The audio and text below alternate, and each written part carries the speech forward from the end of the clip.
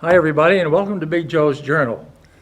This week, of course, the end of June, July coming up, and at the end of this week, we're going to be celebrating the 244th birthday of the United States.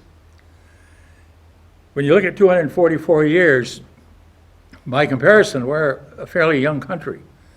When you compare us, say, to England and France and Spain and some of the older nations in Europe.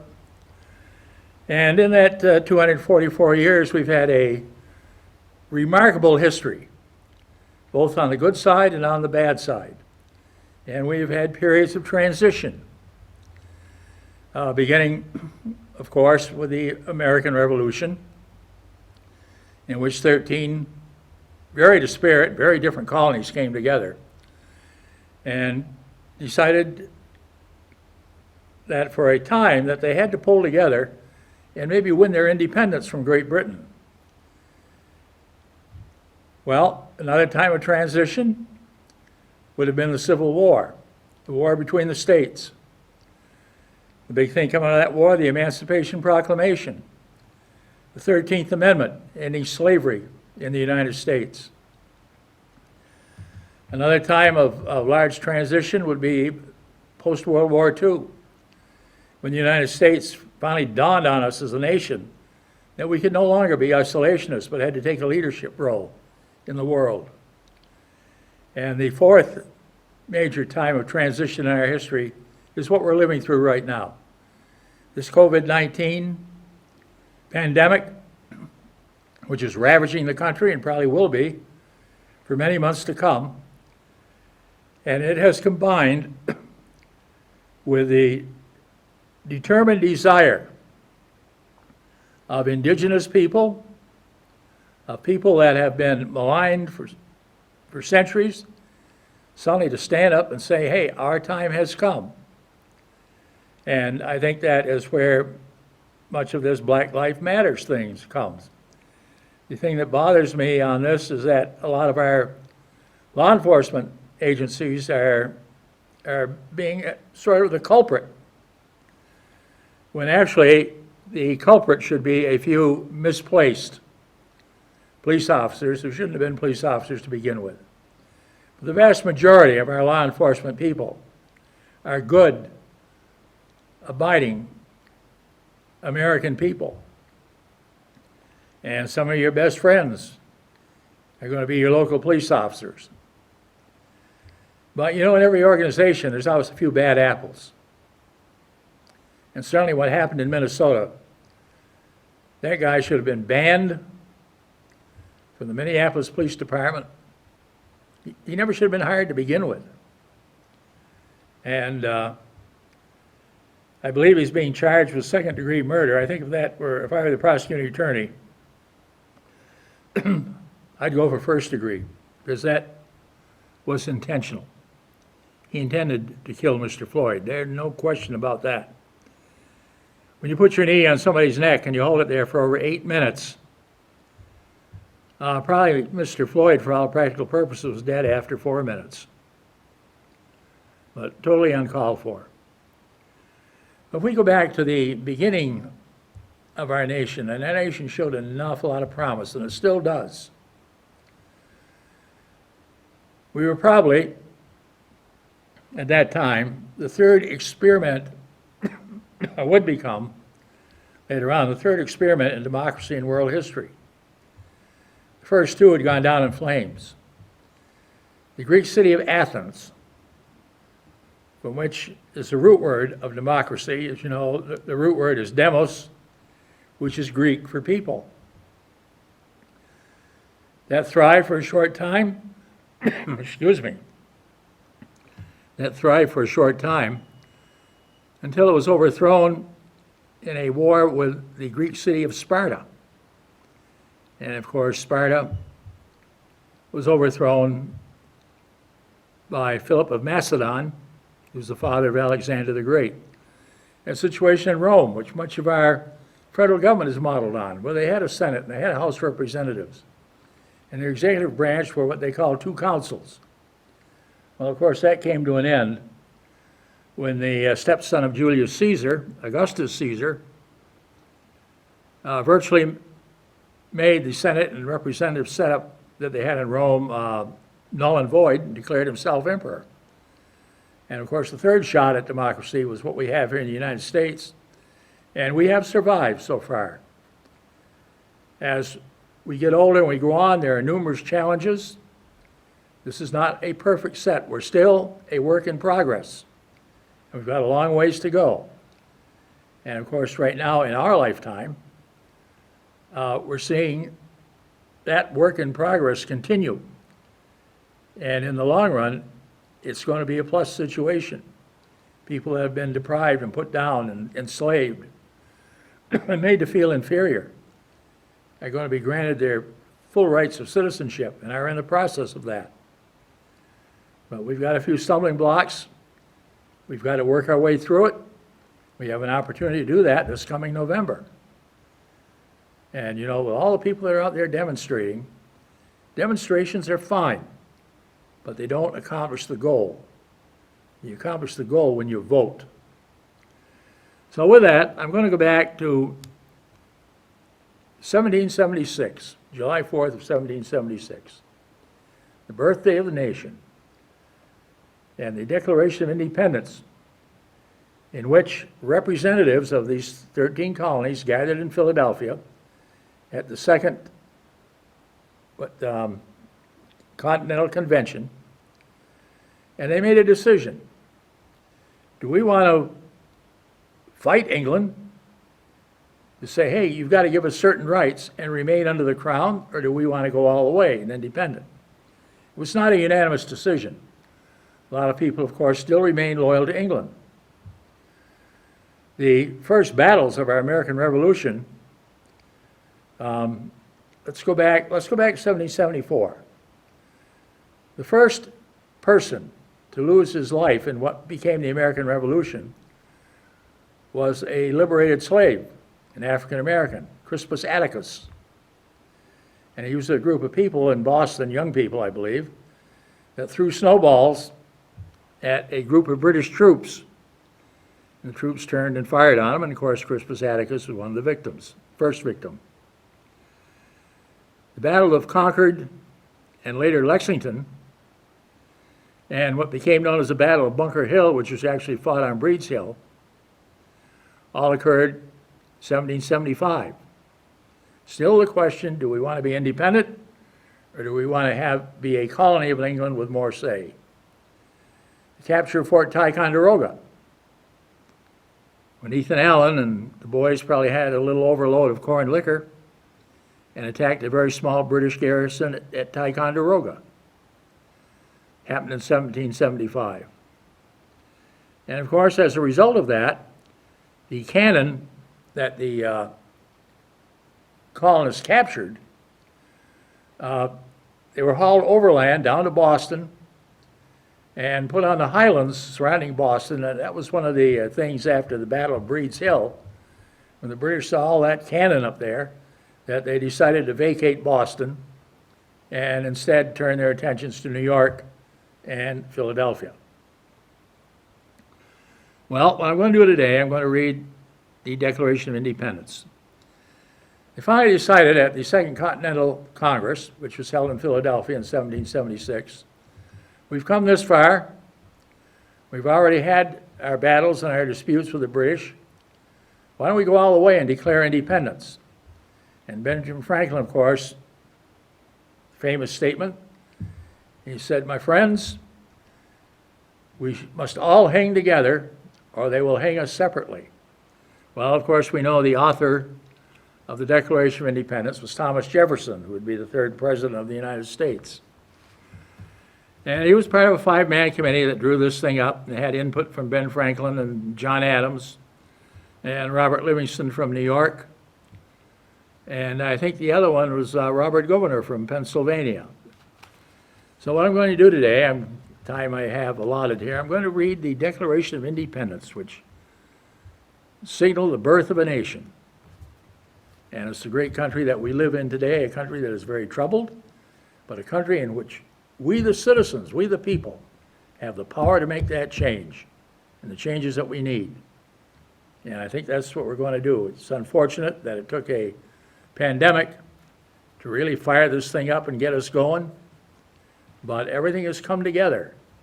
And we are going to make changes, and this is going to be the fourth major step, the fourth major change in saying who we are as a people and as a nation. Well, number one was right here.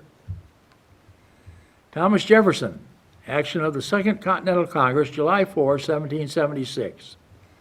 Unanimous declaration of the 13 United States of America. All right, it was unanimous by the representatives that attended that Congress because they were regarded by the British as traitors. When in the cause of human events, it becomes necessary for one people to dissolve the political bonds which have connected them with another, and to assume among the powers of the earth the separate and equal station to which the laws of nature and of nature's God entitle them. A decent respect to the opinions of mankind requires that they should declare the causes which impel them to the separation. And now here's the most important foundation that our country is built on. We hold these truths to be self-evident, that all men are created equal, the thing we're working for today, that they are endowed by their Creator with certain unalienable rights, that among these are life, liberty, and the pursuit of happiness, that to secure these rights, governments are instituted among men, deriving their just powers from the consent of the governed, that whenever any form of government becomes destructive of these ends, it is the right of the people to alter or abolish it, and to institute new government, laying its foundation on such principles and organizing its powers in such form as to them shall seem most likely to affect their safety and happiness. Prudence, indeed, will dictate that governments long established should not be changed for light and transient causes. And accordingly, all experience has shown that mankind are more disposed to suffer, while evils are sufferable, than to right themselves by abolishing the forms to which they are accustomed. But when a long train of abuses and usurpations, pursuing invariably the same object, evinces a design to reduce them under absolute despotism, then it is their right, it is their duty to throw off such government and to provide new guards for their future security. Such has been the patient sufferance of these colonies, and such is now the necessity which constrains them to alter their former systems of government. And you know, hear these words were true then, they're true today. Very true today. Well, now he gets into what their complaint was. The history of the present King of Great Britain, who was George III. George III, of course, was actually a German. He was descended from the Hohenzollern family, which was a royal family in various parts of Germany. He was a Prince of Hanover in Germany. And of course, as the son of George II, no, he was the grandson of George II. It was that German lineage. In fact, some question even if George III even spoke English. The history of the present King of Great Britain is a history of repeated injuries and usurpations, all having in direct object the establishment of an absolute tyranny over these states. To prove this, let facts be submitted to a candid world. As he has refused his assent to laws the most wholesome and necessary for the public good. He has forbidden his governors to pass laws of immediate and pressing importance, unless suspended in their operation till his assent should be obtained. And when so suspended, he has utterly neglected to attend to them. He has refused to pass other laws for the accommodation of large districts of people, unless those people would relinquish the right of representation in the legislature, a right inestimable to them and formidable to tyrants only. Has sort of a familiar ring in many ways in what's happening today in Washington.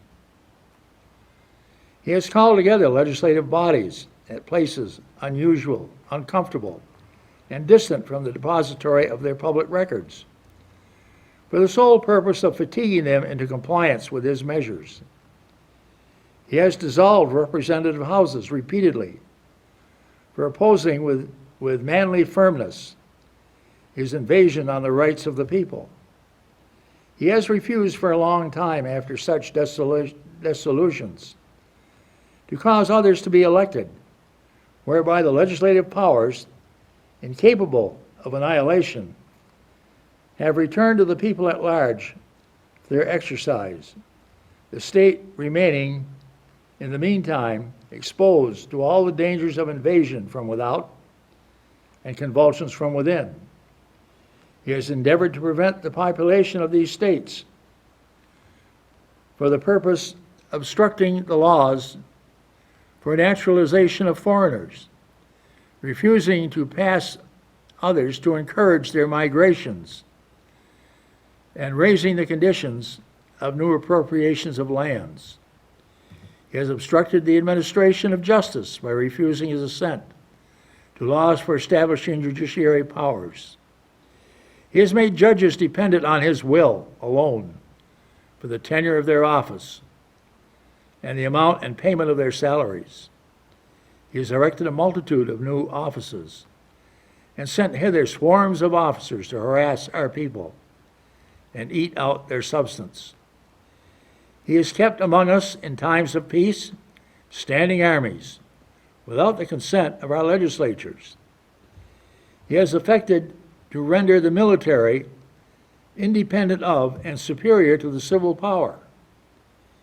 He has combined with others to subject us to a jurisdiction foreign to our Constitution and unacknowledged by our laws, giving his assent to their acts of pretended legislation, for quartering large bodies of armed troops among us, for protecting them by a mock trial from punishment for any murders from which they should commit on the inhibitions of these states, for cutting off our trade with all parts of the world, for imposing taxes on us without our consent, for depriving us, in many cases, of the benefit of trial by jury, for transporting us beyond the seas to be tried for pretended offenses, for abolishing the free system of English law in a neighboring province, establishing therein an arbitrary government, and enlarging the boundaries so as to render it at once an example and fit instrument for introducing the same absolute rule into these colonies, for taking away our charters, abolishing our most valuable laws, and altering fundamentally the forms of our government, for suspending our own legislatures and declaring them invested with power to legislate for us in all cases whatsoever. He has abdicated government here by declaring us out of his protection and waging war against us. He has plundered our seas, ravaged our coasts, burned our towns, destroyed the lives of our people. He is at this time transporting large armies of foreign mercenaries to complete the works of death, desolation, and tyranny, already begun with circumstances of cruelty and perfidy scarcely parallel in the most barbarous ages and totally unworthy of the head of a civilized nation. He has constrained our fellow citizens taken captive on the high seas to bear arms against their country, to become the executioners of their friends and brethren, or to fall themselves by their hands. He has excited domestic insurrections among us and has endeavored to bring on the inhabitants of our frontiers. And this is something that is in our declaration, but something we're eliminating today. The merciless Indian savages, whose known rule of warfare is an undistinguished destruction of all ages, sexes, and conditions. In every stage of these oppressions, we have petitioned for redress in the most humble terms. Our repeated petitions have been answered only by repeated injury. A prince whose character is thus marked by every act which may define a tyrant is unfit to be the ruler of a free people. Nor have we been wanting in attentions to our British brethren. We have warned them from time to time of attempts by their legislature, meaning their parliament, to extend an unwarranted jurisdiction over us. We have reminded them of the circumstances of our emigration and settlement here. We have appealed to their native justice and magnanimity, and we have conjured them by the ties of our common kindred to disavow these usurpations, which would inevitably interrupt our connections and correspondence. They, too, have been deaf to the voice of justice and of consanguinity. We must, therefore, acquiesce in the necessity which denounces our separation and hold them, as we hold the rest of mankind, enemies in war, in peace, friends.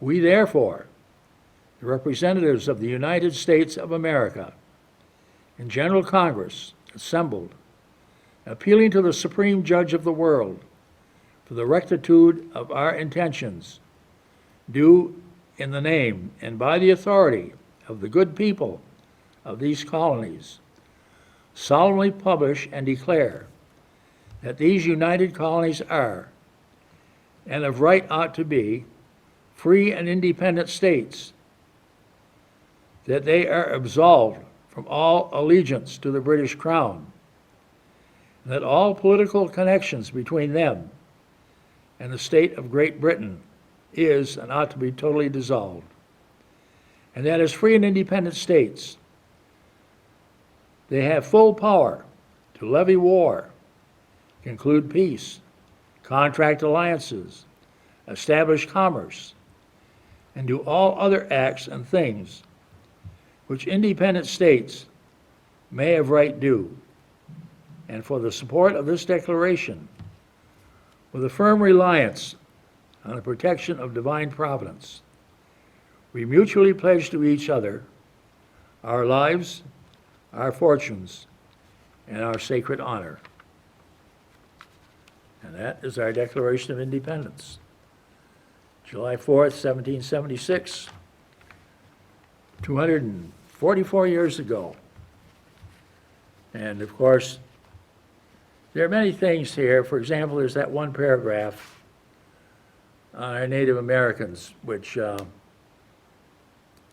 was big at the time, because the 13 colonies along the Atlantic coast were looking to expand westward, to move across the Allegheny Mountains, which was a natural barrier at that time.